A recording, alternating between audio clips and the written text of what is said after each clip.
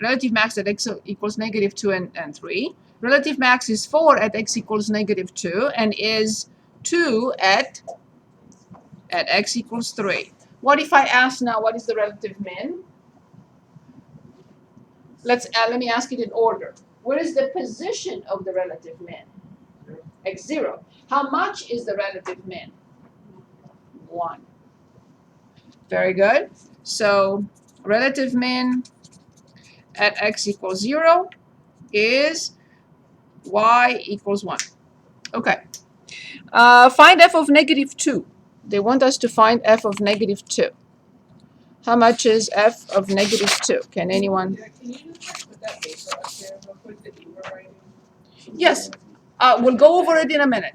We'll go over everything in 1 second because you're not going to be able to see it. I have to go zoom in and zoom out all the time.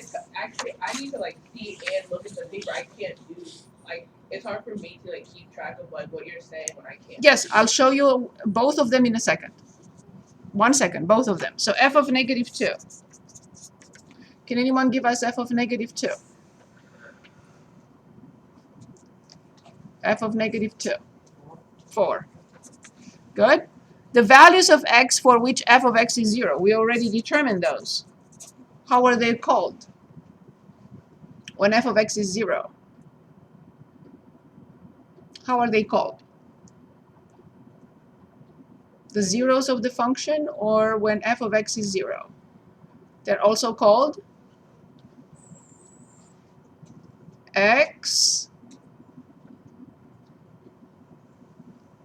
intercepts, right? The zeros of the function are called x-intercepts, or we already determined them. Can anyone give us the x-intercepts one more time? Negative 4, 0, and 4, 0. Final question. Is this function odd, even, or none of the above? Very good. Okay, so let's do the problem one more time now, because I needed the graph to be up there for you. Okay, so let's go over everything one more time. Is it clear why the domain of this function is negative infinity to infinity? Is it clear why the domain is negative infinity to infinity? Yes? Is it clear why the range is negative infinity to 4? Yes? Is it clear why the x-intercepts are negative 4, 0, and 4, 0? Do I need to show the graph? At any point in time, tell me show the graph, I'll show the graph. Is it clear why the y-intercept is 0, 1? Tell me if you need me to show the graph again. Is it clear why the function is increasing between negative infinity, negative 2 union 0, 3? And decreasing between negative 2, 0, and 3 infinity? Do I need to show the graph for these two? Is this okay? Are you with me? Okay. Do we understand why the function is less than or equal to 0 to the left of negative 4 and to the right of 4 where the graph is below the x-axis? And it will be positive, and I can write that too. F of x is positive from negative 4 and 4. Greater than or equal to 0 between negative 4 and 4, less than or equal to 0 on the outside. Do I need to show the graph for either one? Do I need to show the graph? Okay. Is it clear why the relative max is found at negative 2 and another one at 3? Do I need to show the graph? Okay. Is it clear why the relative max is 4 at negative 2 and 2 at 3? Say it again? Can you just explain that? Yes.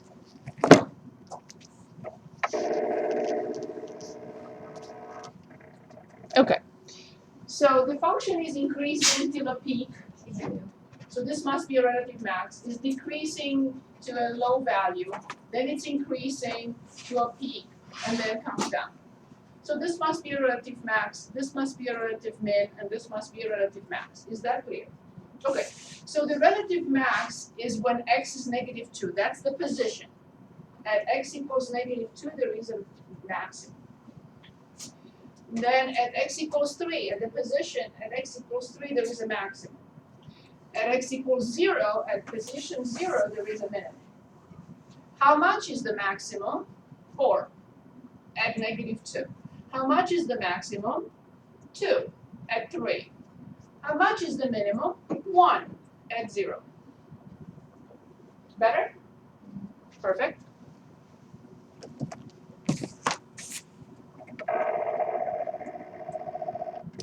So the relative max is 4 at -2, it's 2 at 3, and relative min at 0 is 1. Then we were asked to determine f of -2.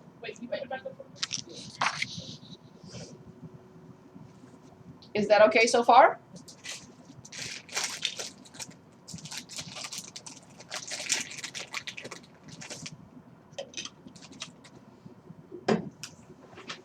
Yes?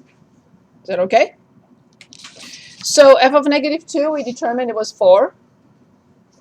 We were asked to determine, and that's, I'm going to write it again here, zeros of a function x intercepts or solving f of x equals 0. They all mean the same thing. All the same. Different ways of expressing the same thing. All the same. The zeros of a function, the x-intercepts, and solving the equation f of x equals 0, they all mean the same thing. So they thought they could trick us, and they asked us now to solve this, but we already knew the x-intercepts, -4, 0, 4, 0. Or you can just write x equals -4, 4. Same thing for this. It's fine. And then we were asked whether the function is symmetric, and we correctly identified the function was not symmetric in any way, shape, or form. Questions? Questions on this?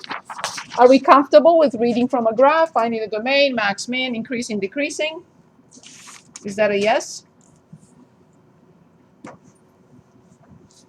Let me know when you do your homework, hopefully as soon as possible, from 2.2. If you encounter anything, just tell me, I'll bring it up and we can look at other functions.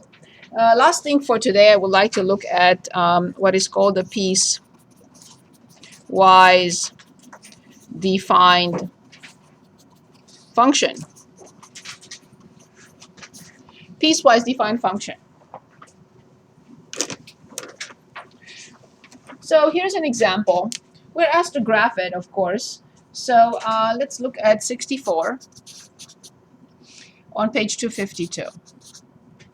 So f of x is x plus 2 when x is less than -3, and it's x minus 2 for x greater than or equal to -3.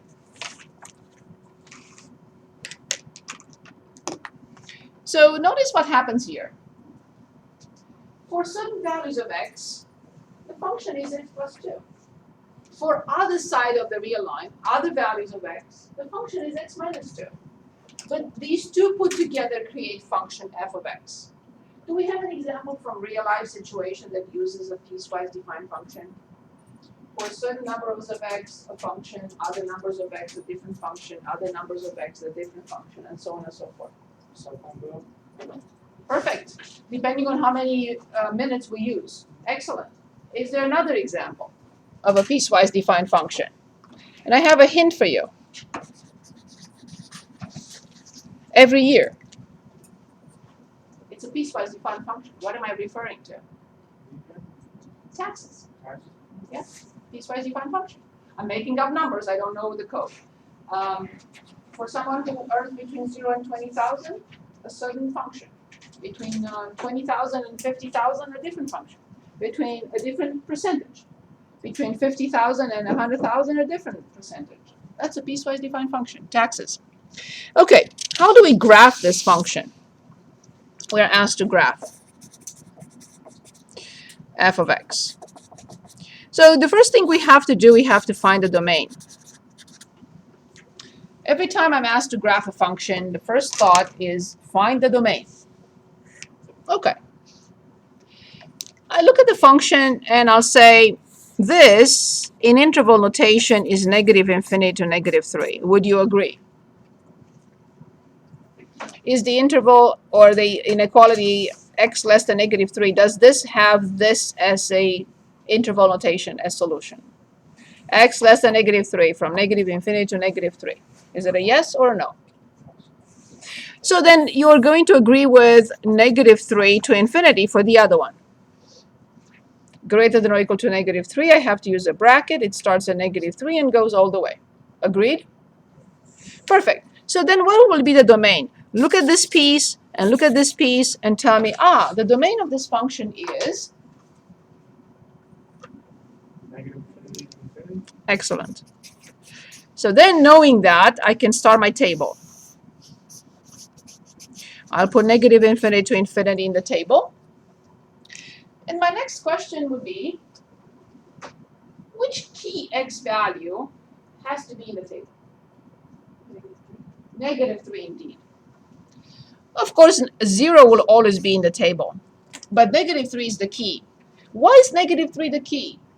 Because the function changes from x plus 2 to x minus 2 at x equals negative 3, so it must be a very important point. It's the threshold, right, when it goes from one thing to another. Is that the intercept? No, it's where the function breaks, basically. Good. So look at these symbols that I used here. A parenthesis to the left and a bracket to the right. They're exactly under negative 3. Both of them exactly under negative 3. Between negative infinity and negative 3, which of these two functions, I know it's a silly question, but which of these two functions will I use between negative infinity and negative 3? Right, the first one. Obviously, it's another silly question. Which function of these two, from these two, I'm gonna use between negative infinity, negative 3 and infinity? Very clear. So now we have to pick some numbers. These are both linear functions. I hope you agree. I'm going to pick a negative 4. So please plug in negative 4 and tell me the y value you get. Perfect. Please plug in negative 3 and you should say no, I won't, because you are not allowed to plug in negative 3 here. Negative 3 is here for the second branch, not for the first one. And I'm going to say in a minute you'll see what happens. So bear with me and plug in negative 3 and give me the number that I will write right inside the parenthesis. Negative 1. On the other side, please plug in negative 3. Perfect. Plug in 0. And also 2 because it's an x-intercept. Good. We're done. Let's graph. From left to right, please give me the first ordered pair you will ask me to plot. You will ask me to plot first.